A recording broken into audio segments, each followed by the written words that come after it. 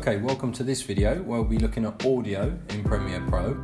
So what I've already done is uploaded just some clips. So on the left here, you've just got a Mr. Bean clip here that I've just got. As you can see, I've got the audio and the visual, and also I've got a little sound effect. In this video, we're going to be looking at including sound effects, how to fade volume in and out, and how to separate.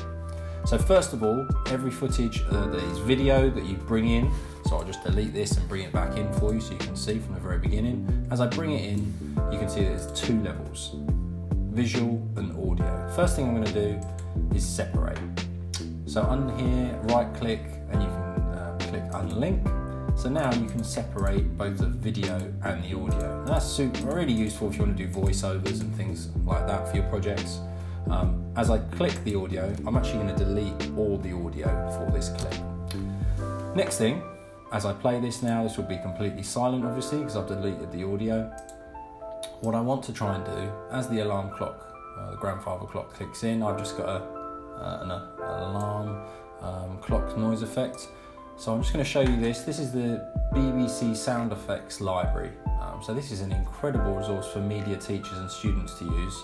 I highly recommend you do it. You need to use Google Chrome. On Internet Explorer it won't allow you to search. So here I've just typed alarm and I've then downloaded this digital watch alarm. I know it doesn't match the grandfather clock, but just for purposes of the demonstration. Click download and then I've saved it to my documents and imported it in. So look, I can now bring that sound across. So from here, you can now of course hear that sound effect, but that's quite loud. So what you can do, just like the audio, the visual layer, you can bring the audio. Now you can see you can stretch out that track and now you can see all the audio. Now if that's just too loud, in the middle here, you can actually bring this bar down and you can see there that will bring it down 10 decibels. So now when I play it, it's just not quite as intense.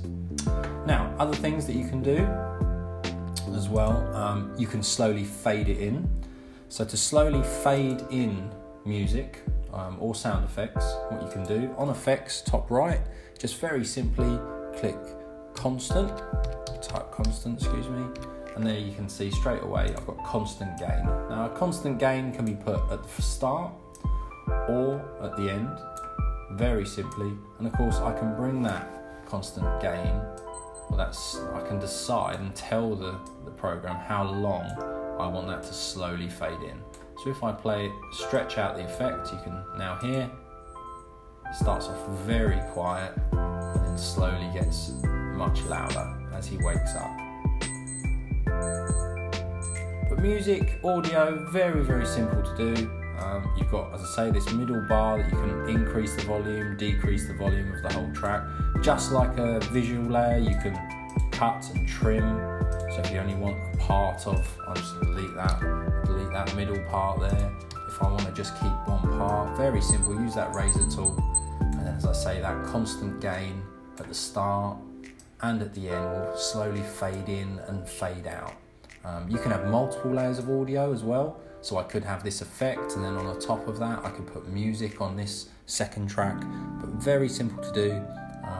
You can also, on audio, you've also got this area up here, the effects area, where you can add keyframes and play around with the volume and the levels and the left and right speaker, but not needed really for your projects. What we need to do is just focus on how to edit very simple audio.